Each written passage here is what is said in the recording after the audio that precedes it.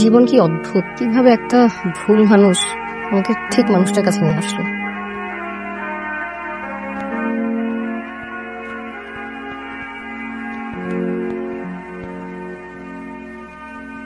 আপনি আমাকে জড়ায় ধরলেন কেন? জড়িয়ে কোথায় ধরলাম? পড়ে যাচ্ছিলেন, বাঁচানোর চেষ্টা করেছি। জড়ায় ধরে বাঁচাতে হবে কেন? আসলে মানুষকে বাঁচানোর কোনো ব্যাকরণ নেই তো, তাৎক্ষণিক যে বুদ্ধিটা মাথায় আসে সেটাই করেছি। আপনার তাৎক্ষণিক বুদ্ধি তো খুব ভালো, এক মুহূর্তের মধ্যে আপনি ডিসাইড করে ফেললেন যে কিভাবে জড়ায় ধরতে হবে।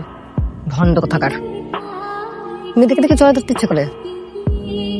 Excuse me, I am talking to you. আমি জানি না কি করলাম আর কেন কি হলো, কিন্তু একটা কথা না বলে পারছি না। আপনি চাইলে আমার আরেক গালে খুশি চর বসিয়ে দিতে পারেন, কথাটা বলা জরুরি। আপনার পারফিউমের গন্ধটা অদ্ভুত। আচ্ছা আপনি জাস্ট ফোন করলেই যখন চায় তখন। আচ্ছা, এই ছেলেটাকে নাম শুনলাম এই ছেলেটাকে আপনি কালকে চর মেরেছে। বেয়াদব, বদমাশ। আপনি না ঠিক কাজ করছেন। আপনাকে তো পুরস্কার দেওয়া যাচ্ছে না। ফিরোজ সাহেব, এগুলো কি বলেন? এরকম বেয়াদব ছেলে আপনার এখানে এই পার্কে কি করে? আমার তো ইচ্ছা করে গলার ধাক্কা দিয়ে বার করে দিই, তো পাচ্ছি না। কাস্টমার টিকিট কেটে পার্কে আসে, আর যদি বার করে দিই আমাদের তো অমঙ্গল হবে। আপনার মেয়েকে পাচ্ছেন না, আর আজকে জানালেন আপনি। অফিসার, নিজের আত্মীয় স্বজনের বাড়িতে আগে খোঁজ নিয়ে তারপর আপনাকে জানিয়েছি। আসলে হয়েছে কি, থানায় যাওয়ার ব্যাপারটা আমার জন্য লজ্জা। অফিসার, যত তাড়াতাড়ি পারুন অনেকে খুঁজে বের করুন। ঠিক আছে, আপনি ঝাউগাছগুলো কিন্তু সব ইংল্যান্ড থেকে আনা। ওইটা ওই ছেলেটা না, আজকে এসে বসে আছে। এক্সকিউজ মি, আপনি কি প্রতিদিন এখানে আসেন? জি আসি তো, কেন আসবো না? আজব তো, আমি না বলার কি? কেন জোর করে শূন্য মারা তীর বুক পেতে নিচ্ছেন? শুধু আপনি না, পৃথিবী প্রতি পদে পদে আমাকে না জানিয়ে দেয়। আমার একটা কথা বলার ছিল। বলুন। আপনি আসলে সেদিন আমাকে যে বাঁচালেন, আমি আসলে সত্যি সত্যি মাটিতে পড়ে যাচ্ছিলাম, আপনি আমাকে বাঁচালেন। আর ওখানে না অনেক মানুষ ছিল, ওরা অনেক হাসাহাসি করতেছিল, আমার মেজাজ খারাপ হয়ে যায়। কিছু না বুঝি আমি রাগটা আপনার উপর ঝেড়ে ফেলি। ব্যাপারটা একদমই ঠিক করিনি, আমি রিয়েলি সরি। সমস্যা নাই, আমি কিছুই মনে করিনি। দেখেন, আপনি আমাকে আবার লজ্জা দিচ্ছেন। স্যার, লজ্জা দিবেন না, কিন্তু এই কথাটা ভালো লাগছে। এবারে ফিউ মিনিট থেকে যায় এরা ভূমি। একদিন তোমার সামনে এসে সারপ্রাইজই তো দিচ্ছ।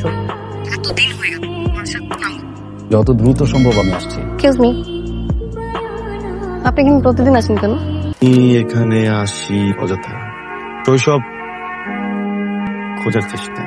আর কোথায় কোথায় যান আপনি? চারিটা জায়গা নিয়ে যাবো আপনাকে। আচ্ছা, এই যে সাংঘাতিক অবস্থা, আপনাকে আজকে হঠাৎ এখানে কেন নিয়ে আসলাম জানেন? না। কারণ এই নদীর পার আমার খুব প্রিয়, পার্কের থেকেও বেশি প্রিয়। কেন? কারণ নদীর পাড়ে আসলে নিজের ভেতরে সব দুঃখ কষ্ট কমে যায়। সে তার সকল দুঃখ কষ্ট নিজের ভিতরে লুকিয়ে রাখে। শিক্ষার বিষয়। এটা কথাও খুব দারুণ বলেন। বলতে তো হবেই, একা মানুষ, তা নিয়ে তো বেঁচে যাচ্ছে। ক্ষুধা লাগছে? আচ্ছা, আপনাদের এখানে আশেপাশে ভালো রেস্টুরেন্ট কই আছে? কই খাবেন আমাকে? যেখানে বলবেন ওখানে খাবো, তো আমাকে 20 মিনিট সময় দিতে হবে। কেন? কোন রেস্টুরেন্টে খাওয়াবেন সেটা ডিসাইড করতে 20 মিনিট লাগবে? না মানে ওই বিষয়টা যেটা বেতনটা হয়নি তো, ওই রেস্টুরেন্টে যাওয়ার আগে লোনের ব্যবস্থাটা একটু করতে হবে। ওখানে মিনিট 20 সময় হয়ে যেতে পারে। কোথাও যাওয়া লাগবে না, আমি খাওয়াবো। কি বলেন আপনি? না না, আপনি মাত্র খাওয়ার কথা বললেন না, এর মাঝে আপনি আবার। ঠিক আছে, তাহলে আমার থেকে ধার নেন, আপনাকে ঋণী করে রাখা যাবে। কেন বলুন তো, মানে আমাকে ঋণী করে রাখতে চান কেন? ঋণী মানুষ বিনয়ী হয়। তারপর আপনি বলতে চাচ্ছেন আমি বিনয় না? বলেন না হয় আরেকটু। আর শোনেন, আজকে আর খাবো না, আপনি বেতন পান তারপর খাবো। আমার সেটাই ভালো মনে হচ্ছে। না, আপনার এই সিদ্ধান্তটা ভয়ঙ্কর ভাবে পকেটের জন্য স্বাস্থ্যের কথা। চলেন তাহলে হাওয়া খাই, কিছু তো একটা খেতে হবে। তোমাকে ভাসাবো সুরে, জানা নেই গান। আমি একলা মানুষ বিষাদে পড়া। হ্যালো, আমি আর এক মুহূর্ত সময় দিতে চাই না। তুমি আর কখনো আমাকে ফোন করবে না। তুমি আমার কথাটা একবার বোঝার চেষ্টা করো। আর কোনোদিনও না।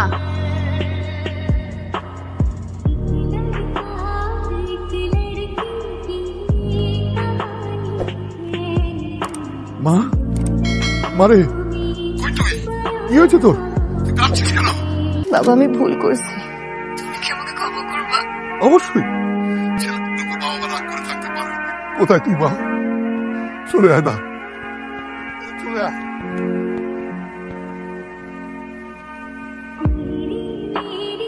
চলে যাচ্ছেন? বুঝি। কালকেও তো কথা হলো, বললেন না তো কিছু? আসলে হুট করে সিদ্ধান্ত নেওয়া, অনেকদিন তো থাকলাম, বাড়ি ফেরা উচিত। আর কখনো দেখা হবে না? হবে হয়তো, কে জানে। হুম হুম আর কিছু বলবেন না? না। বাড়ির ঠিকানাটা চাইবেন না? যার নিজেরই বাড়ি নেই সে আরেকজনের বাড়ির ঠিকানাতে কি করে বলেন?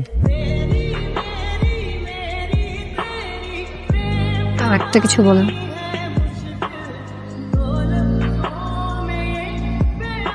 তো যাওয়ার আগে কলিং বেল বাজাতে হয় না? আপনাকে একটা নাম দিয়েছিলাম না? সাংঘাতিক অবস্থা, নামটা ফেরত দিলাম। হুম হুম তাও তো তুমি আমাদেরকে না বলে বিদেশি ছেলের সাথে এক কথায় বাড়ি থেকে বের হয়ে গেলে। পৃথিবী এত সহজ না। যাকে ওই কথাগুলো আমি একদম মনে করতে চাই না। এবার যদি তোমার শিক্ষা হয়ে থাকে তুমিও মাথা থেকে সব ছেড়ে ফেলো, আমরাও ছেড়ে ফেলছি।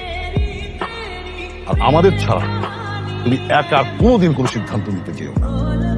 জীবন এত সহজ না। কিন্তু বাবা, আমি যে একটা সিদ্ধান্ত নিয়ে ফেলছি। মানে? আমি যে এতদিন বাসার বাইরে ছিলাম, একটা মানুষই ছিল সবসময় আমার পাশে। আমার মনে হচ্ছে যে একটা ভুল মানুষের হাত ধরে আমি একটা প্রকৃত মানুষ খুঁজে পেয়েছি। আসিফের কেয়ারিং লিস্ট আমি কখনো ছিলামই না। একটা মানুষ যে ভালোবাসার আগে একটা মানুষকে কেয়ার করে, সেটা আসিফ কখনোই আমাকে করেনি। তুই এগুলো কি বলতেছিস মা? তুমি আবারও একই ভুল করবে নিতু।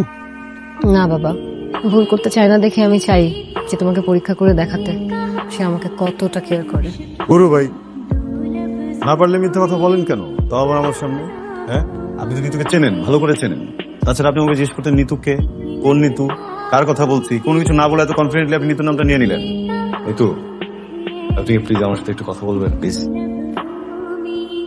নিতু, আপনি কিভাবে বুঝলেন আমি এখানে আসছি? চোখটা খুলুন তারপর বলছি।